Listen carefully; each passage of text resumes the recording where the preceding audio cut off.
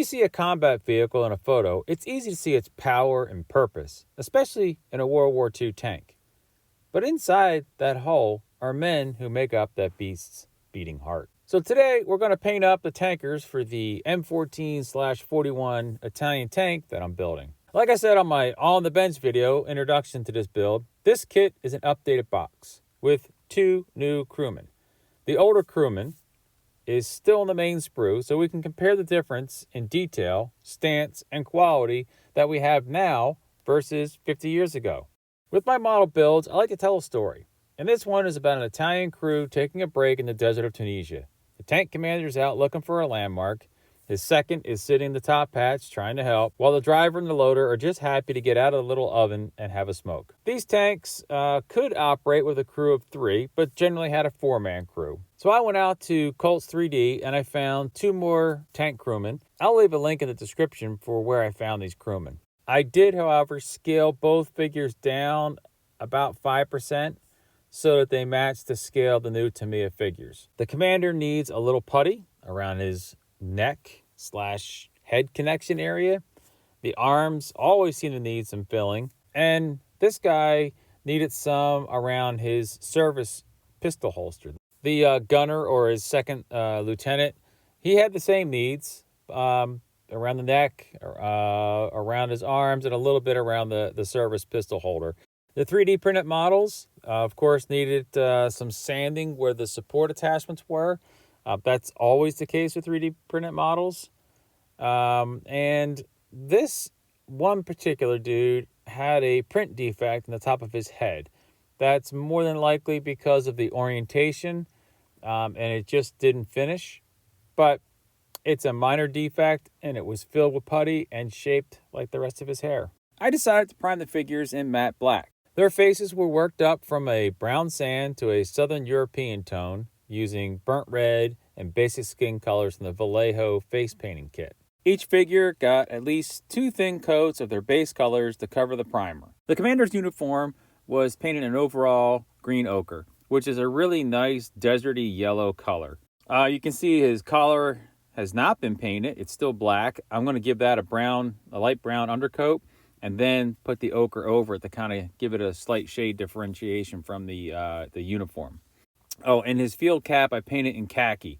You can see kind of the khaki has more of a greenish yellow color than a yellow greenish color. So that, again, gives you a little more color differentiation. His boots and his leather belt and strap were all done in mahogany brown, which is a very rich reddish brown. The 2 crewmen, they're just going to get a basic Prussian blue base coat for their overalls. And then I'll work up highlights, so a lighter color. And their boots, just like the gunners, are just painted in a plain brown leather. That gives them a differentiation from the commander's higher status. All holsters and ammo belts got a couple of coats of German Panzer Gray to simulate the black leather the Italians used. The second lieutenant gunner figure has field gray pants and a black leather coat. So this black leather coat was actually done in a mixture of black and some German Panzer Gray. The ratio is about 80% black and 20% Panzer Gray. Any visible hair was kept to a simple color, just a dark brown. And the dude with the goatee and the gunner's mustache are historically accurate, as early war Italians did sport facial hair. After getting all the base coats on, it was time for some washes. I use Army Painter washes. The ochre-colored uniform of the commander was shaded with a mid-tone brown, which works really well with yellows and browns. For the gunner or the second lieutenant, I used what Army Painter calls military shader, which is a green wash. I use it to help with the shades of the field gray pants as well as the black leather coat. I like the slight green tone that the shader adds to the black leather, gives a little more character. The driver and the loader were shaded in blue wash to help with their blue overalls. I should note, the skin tones were already set and they were all washed with a flesh wash and then highlighted back up. These colored washes were only used on the uniforms and not on any skin or hair. After all the washes were dried, I came back and brought up some of the highlights that had been toned down from the wash, and everything was given a matte varnish finish to take the gloss from the wash away.